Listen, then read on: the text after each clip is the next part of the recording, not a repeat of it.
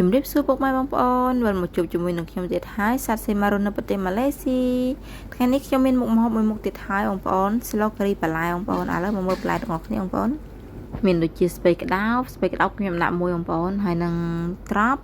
បន្ទាប់មកដាក់គល់ក្រៃមានស្បែកគោមានពុតបារាំងអញ្ចឹងបងប្អូនយើងហាន់ខ្លីៗអញ្ចឹងមកបន្ទាប់មកខ្ញុំដាក់ជាមួយនឹងតៅហ៊ូប៉ក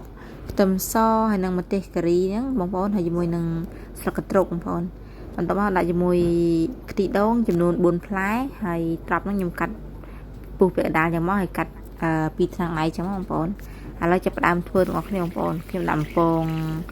ត្រប់ហ្នឹងឲ្យវារឿងស្លោកនិស្សិតបងប្អូនដាក់បំពងត្រឡប់ប្រហែលត្រឡប់ទៅចាំយើងដុសលើកចេញវិញចឹងកុំដាក់យូរពេកបងប្អូនត្រប់ហ្នឹងត្រប់បំពងរួចហើយបន្ទាប់មកបំពងជាមួយនឹង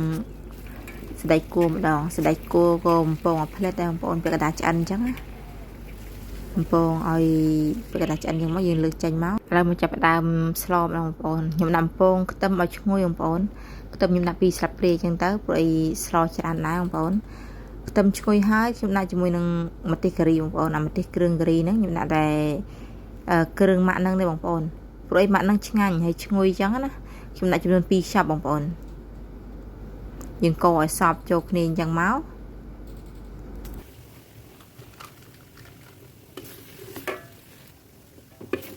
ឆាឈ្ងុយហើយចាប់ផ្ដើមដាក់គល់ក្រៃបងប្អូនគល់ក្រៃយើងដាក់ឆាជាមួយគ្នាអញ្ចឹងមកបន្ទាប់មកខ្ញុំដាក់ជាមួយនឹងស្ពៃក្តោបបងប្អូនបន្ទាប់មកខ្ញុំឆាឲ្យចូលជាតិគ្នាអញ្ចឹងបងប្អូនម្ទេសគ្រឿងម្ទេសជាមួយនឹងស្ពៃក្តោបហ្នឹងឆាឲ្យចូលជាតិគ្នាសិនតើបងប្អូន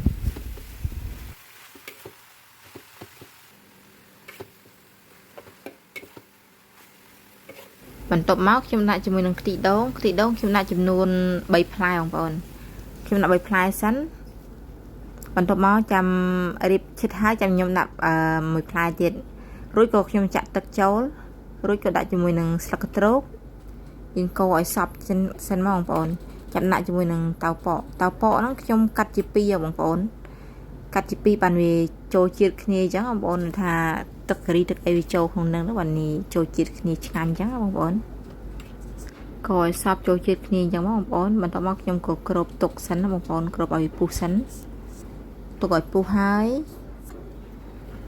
ឥឡូវពុះហើយបងប្អូនពុះហើយខ្ញុំក៏ដាក់បន្ថែមជាមួយនឹងស្បែកគោជាមួយនឹងត្រប់មាញ់ដែលយើងបំពងមាញ់ហ្នឹងបងប្អូន